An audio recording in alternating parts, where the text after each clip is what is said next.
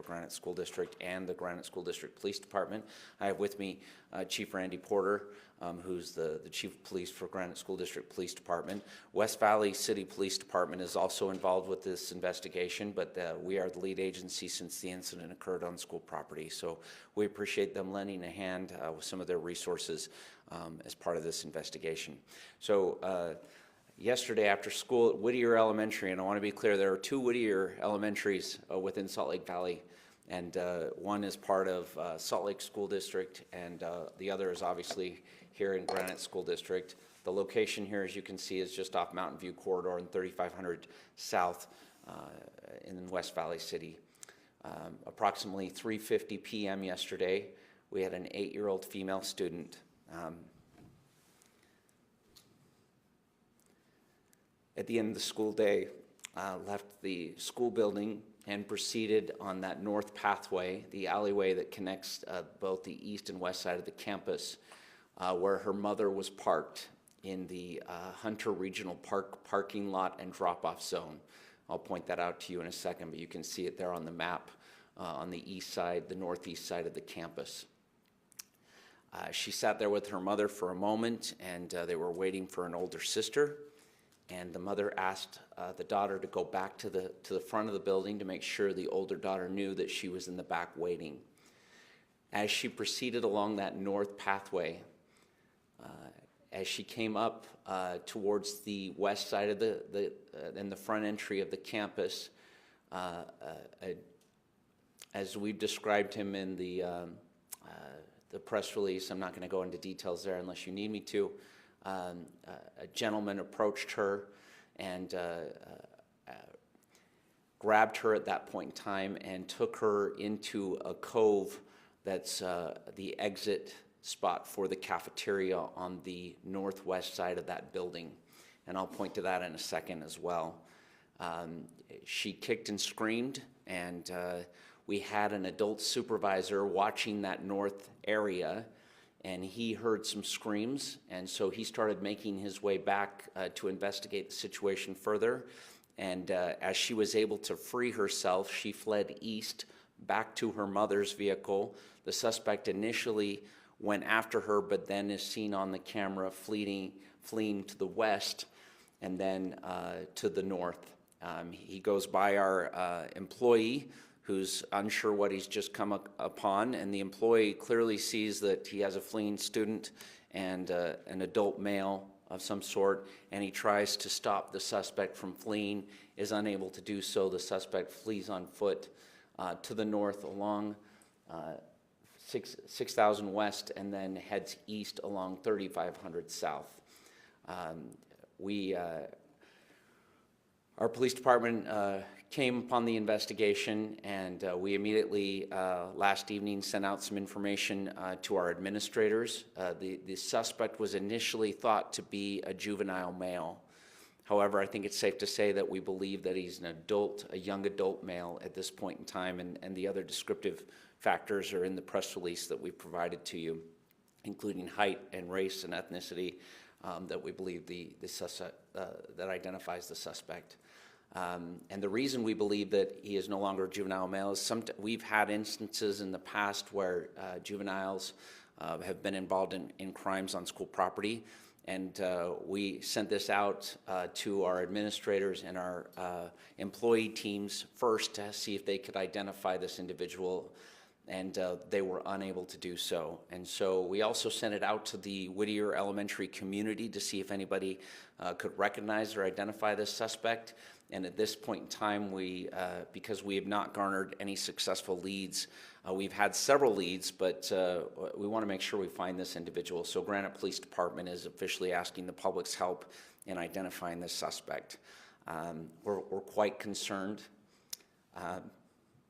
considering the brazen nature of this attack, that this individual might seek to come to other locations.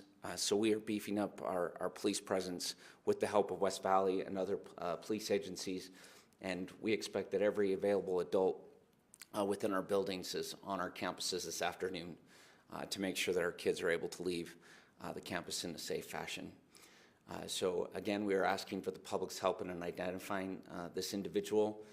We do not have quality images of the face, but we have other descriptive items. The individual may be homeless. We're not sure. We have some other information that may lead us to believe that he may be homeless. So, but it does appear to be a young adult male, and it does not appear to be a student, as we initially thought. So with that, we're here to answer any other questions.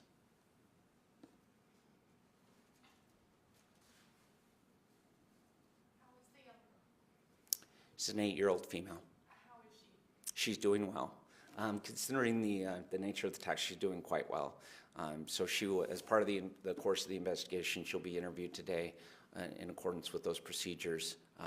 The family is a good, strong community member, a strong Whittier family, and the mother is actually an employee of ours as well. And so in this particular case, this victim did everything right. Like,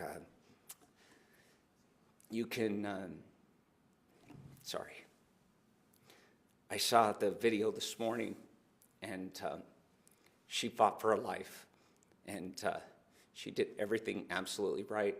She fled at that moment to her mother's vehicle, and the suspect obviously went a different way, but considering what could have possibly happened, this is every parent's worst nightmare, right? And there's obviously worse things that could have occurred, and so we thank the heavens that nothing further happened in this particular instance. And such a brazen attack on our own property, and within distance of, she's 60 yards away from her mother, just across the field. I mean, it's on an open street area. There was an adult another 30 yards and heard her screams and attempted to come over and locate where that was coming from. We're grateful that that our protocols were followed in that instance, and it likely helped prevent further issues from occurring. Ben, what are your protocols for this kind of stuff, and how often does a brazen incident like this happen in the district? This is shaking me because I've been here for 14 years and I've never seen something like this, where somebody actually comes onto our property and attacks one of our students in such a fashion. Obviously the intent is unknown of what this individual was trying to do. He grabbed her and pulled her into a corner of the building where the camera did not have view. There was an interior camera that did have a partial view of what was occurring. There's some light glare, so it's not very clear, but it is very clear that the individual intended to do harm. And so the girl fought this attacker, and it's very clear that she did everything right in this situation. After school hours, we obviously do not have control or the ability to protect every student. As soon as they leave our property, they're really outside of our authority and our ability to provide supervision. And so as school ends, we generally have a number of adults on the exterior of the building to help get the kids off the campus and get them where they need to be, whether that's to a ride or to a bus or on their way walking home. And for this individual to come onto the campus, he walked past the crossing guard. He had been in the area, it appears, for a little bit of time.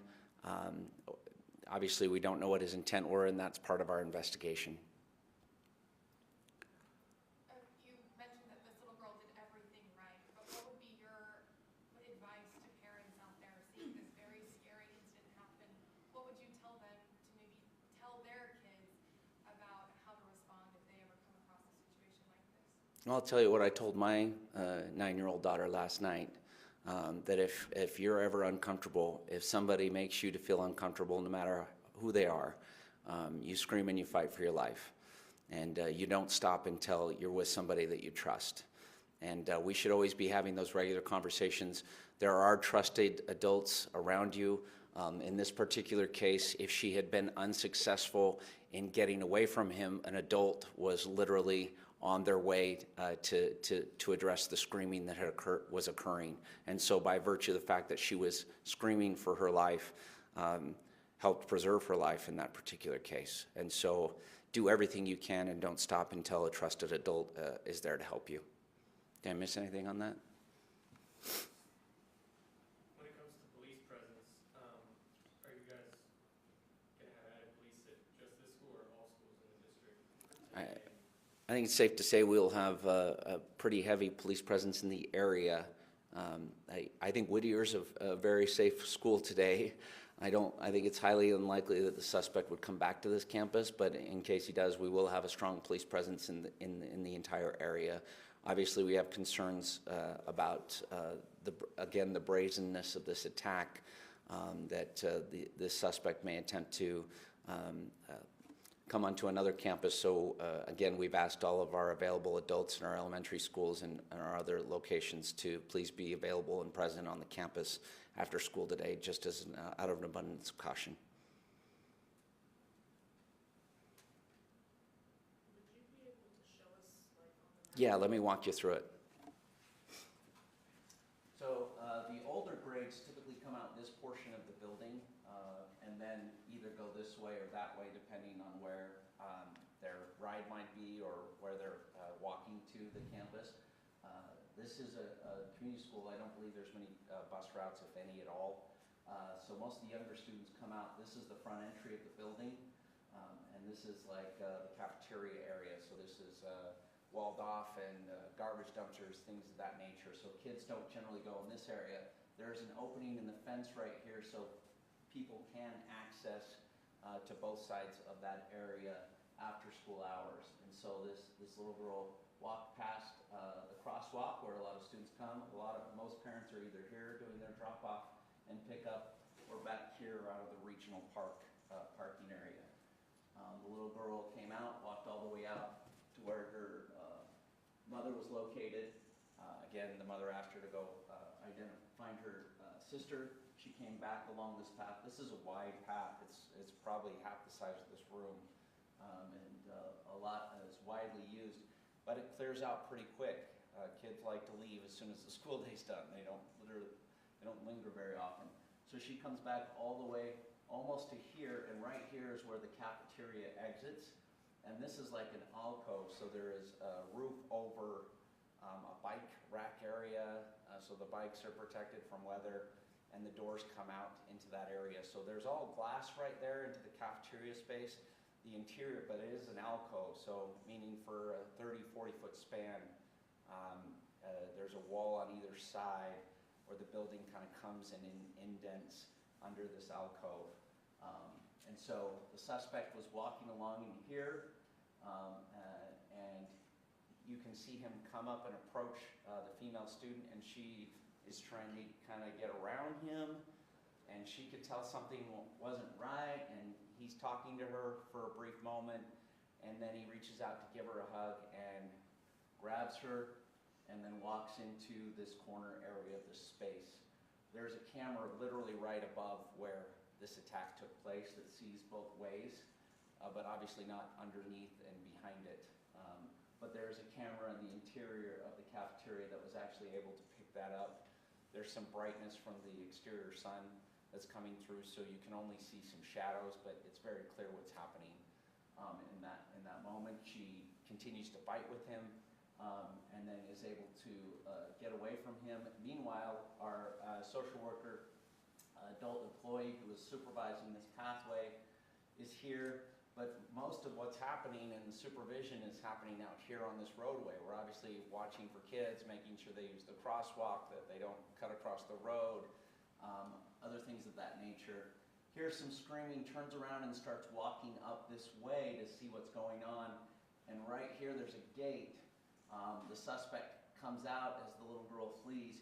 The suspect initially follows her and then turns around, and you can see our employee trying to stop him from fleeing the area. He got on this main road, ran all the way up 3500 South.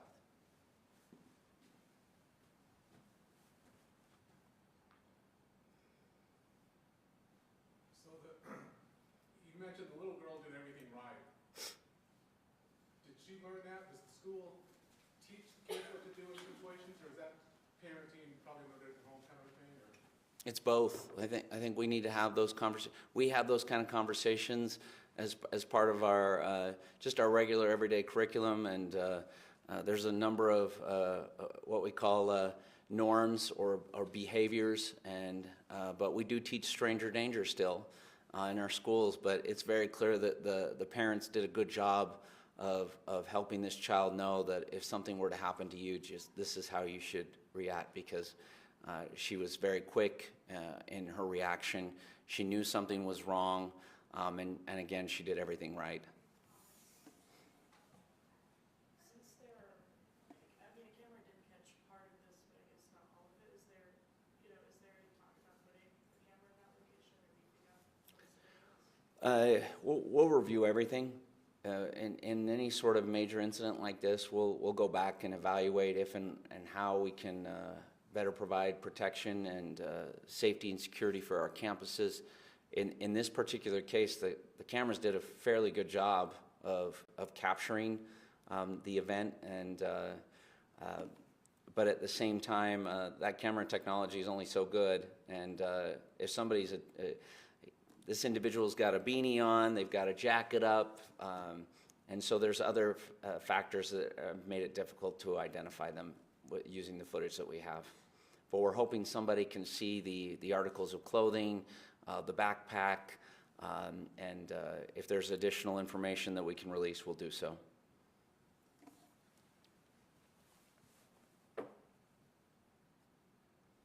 Well, we hope to have, we're going to be sending out an update to the community again. This has been posted on our social media feeds as well. We're just hoping again to get the community's help and support in potentially identifying the suspect. It could be a homeless individual.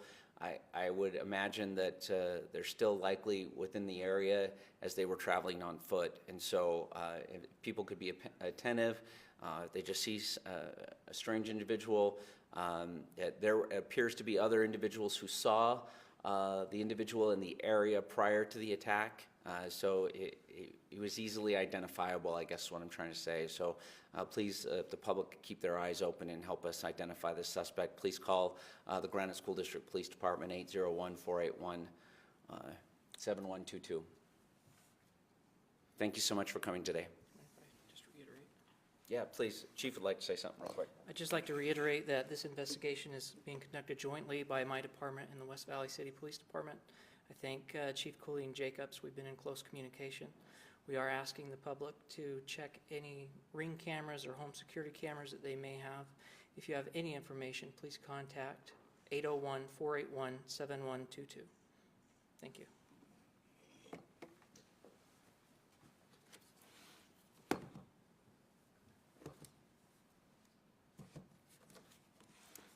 If you need anything else, let us know. I